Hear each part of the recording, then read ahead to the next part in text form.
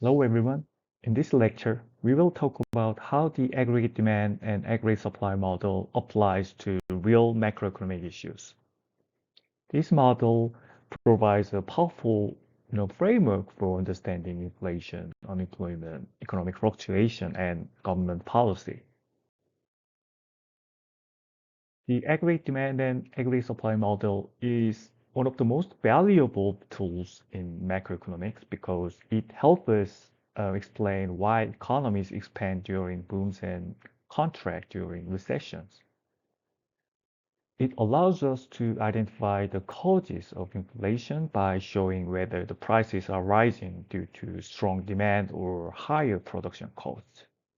The model also helps us, understand why unemployment increases during recessions and decreases during expansions, because output levels depend on the intersections of uh, aggregate demand and aggregate supply. It clarifies why real GDP fluctuates around potential GDP, sometimes falling below full employment and sometimes rising above it. Perhaps most importantly, it allows us to analyze how government spending, tax policy, and central bank decisions influence the economy by shifting AD or AS. Long-run economic growth, the aggregate demand and aggregate supply model, is represented by a gradual rightward shift of the aggregate supply curve as productivity improves, through the technological advancement and human capital development or better infrastructure, firms can produce more at every price level. Over time, the long-run aggregate supply curve, the vertical LRAS line in the graph, also shifts to the right. This shift represents rising potential GDP, meaning that the economy's capacity to produce goods and services increases.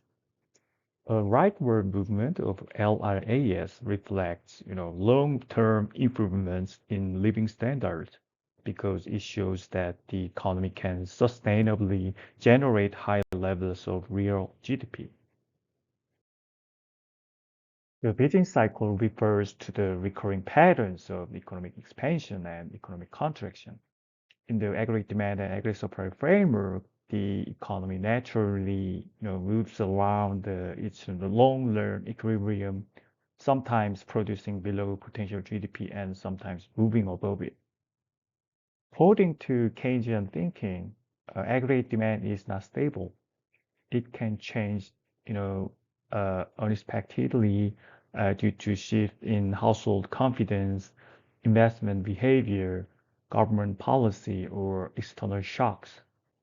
These changes in aggregate demand cause deviations from, full employment levels of output. When aggregate demand falls, the economy may enter a recession. When aggregate demand rises, the economy can experience an overheated boom accompanied by inflation. This chart compares actual real GDP, the dashed green line, with the potential GDP, the solid blue line. A potential GDP represents the level of output the economy can produce when it is using its labor and capital at normal sustainable levels.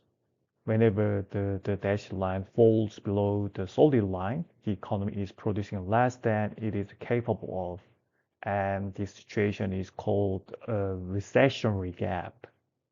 In these periods, firms are cutting back production, and unemployment is higher than normal, and the economy is operating below full capacity.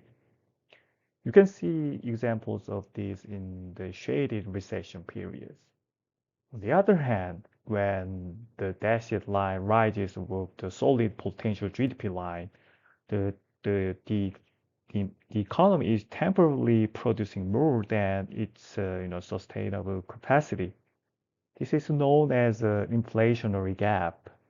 During these times, demand is very strong, unemployment is unusually low, and firms may push workers and machines harder than normal. This can lead to rising prices, which is why inflation tends to increase during these periods. Around the, 2021 to 2022 period highlights this kind of inflationary gap during the post-pandemic boom.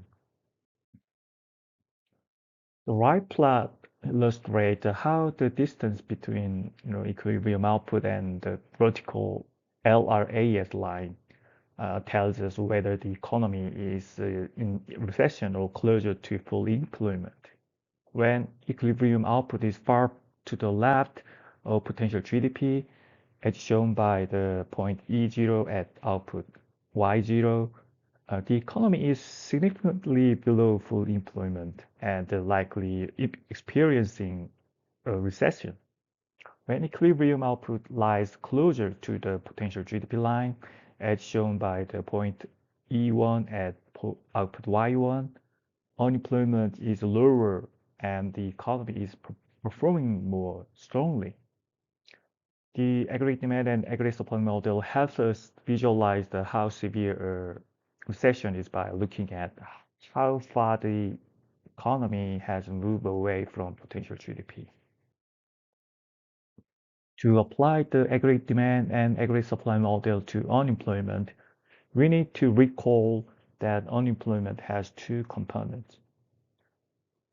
Cyclical unemployment, which varies depending on whether the economy is expanding or contracting, and the long-run natural rate of unemployment, which typically remains around 5% in the United States when the economy is healthy.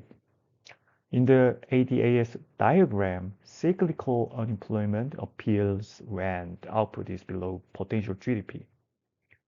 When the economy is closer to potential GDP, represented by point E1, cyclical unemployment is low because firms need workers to meet demand.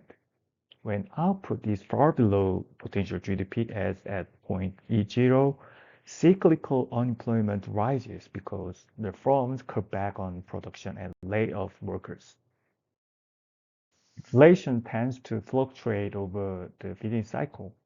Historically, higher inflation rates occur during or immediately after economic booms when the economy is operating near full capacity.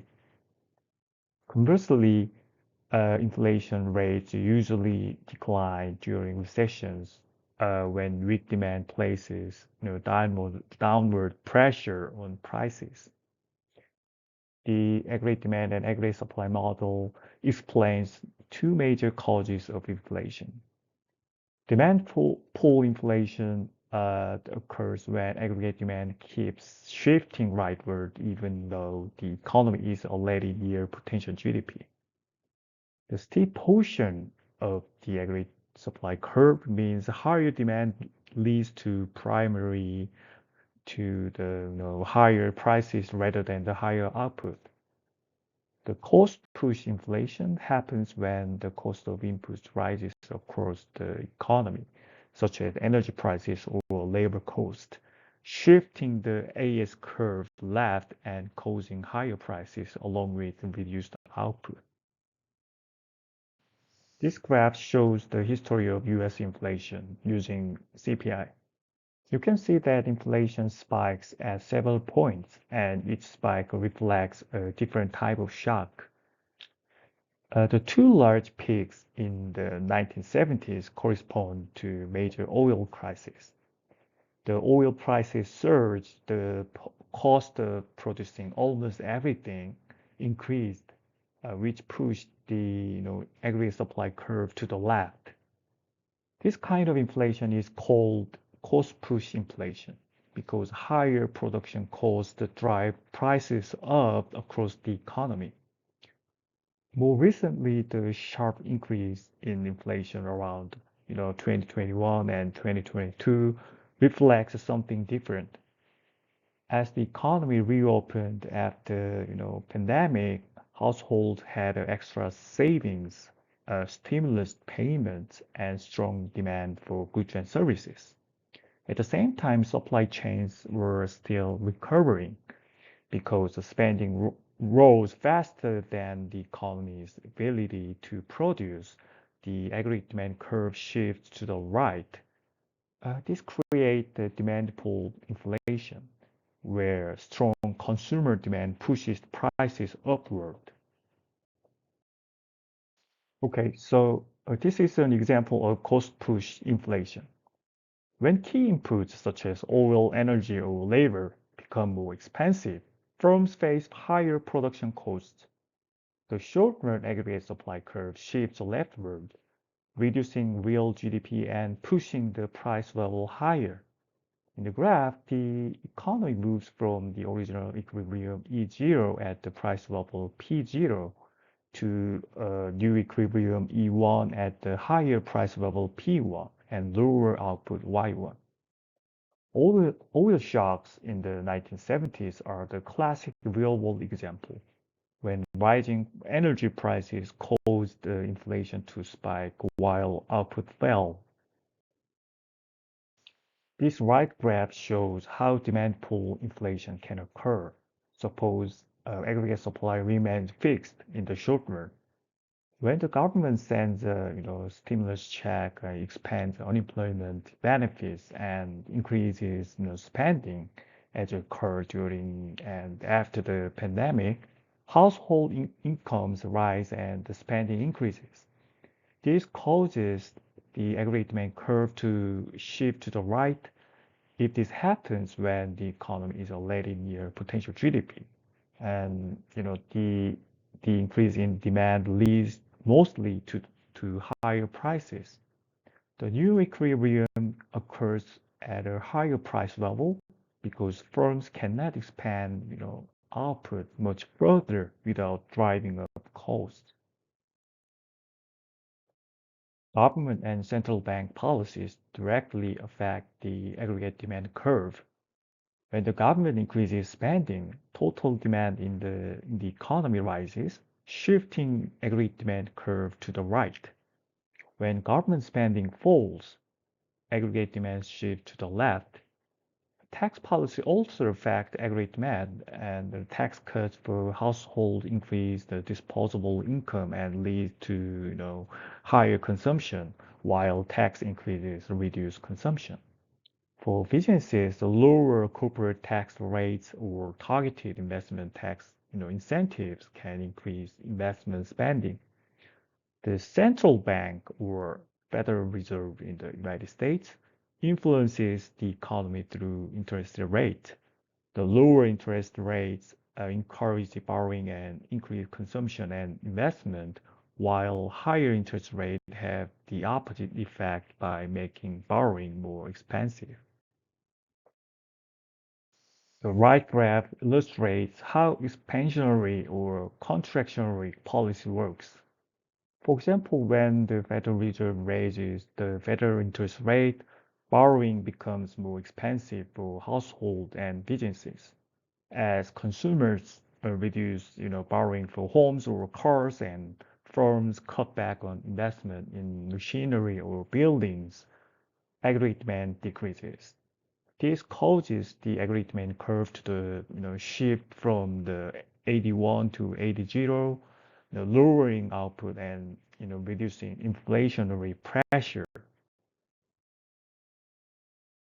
The aggregate demand and aggregate supply model allows us to visualize the conditions under which Keynesian law or Say's law is more applicable.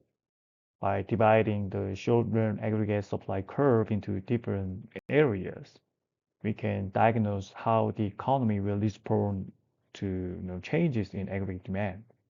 The Keynesian zone lives on the flat portion of the SRAS curve.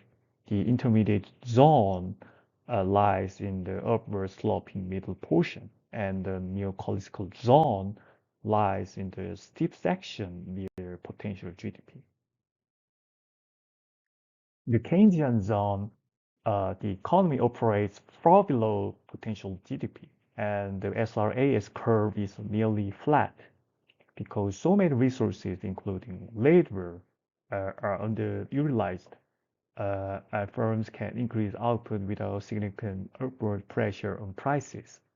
When the aggregate demand curve intersects the short-run aggregate supply curve in this Keynesian area, the economy is in recession and unemployment is high. Inflation is not a major concern here because additional demand leads primarily to higher output rather than the higher prices. In the neoclassical area, the economy is at or very near potential GDP, and the SRAS curve is steep. Virtually all resources are fully employed, so firms have difficulty, increasing production. In this environment, increases in aggregate demand do little to increase output. Instead, they mainly raise the price level. Cyclical unemployment is low, and the only meaningful way to expand real GDP is to shift the aggregate supply to the right through productivity growth. Changes in aggregate demand in this zone primarily affect the inflation rather than the real GDP. The intermediate area lies between the Keynesian and neoclassical areas. Here, the short-run aggregate supply curve is upward sloping, but not vertical. If aggregate demand increases in this area, output rises and unemployment falls, but prices also begin to rise. When aggregate demand decreases, output moves below potential GDP, unemployment rises, and price pressure weakens. In this area, changes in aggregate demand create a trade-off between inflation and unemployment, meaning the economy experiences movements in both variables simultaneously. Thank you for watching.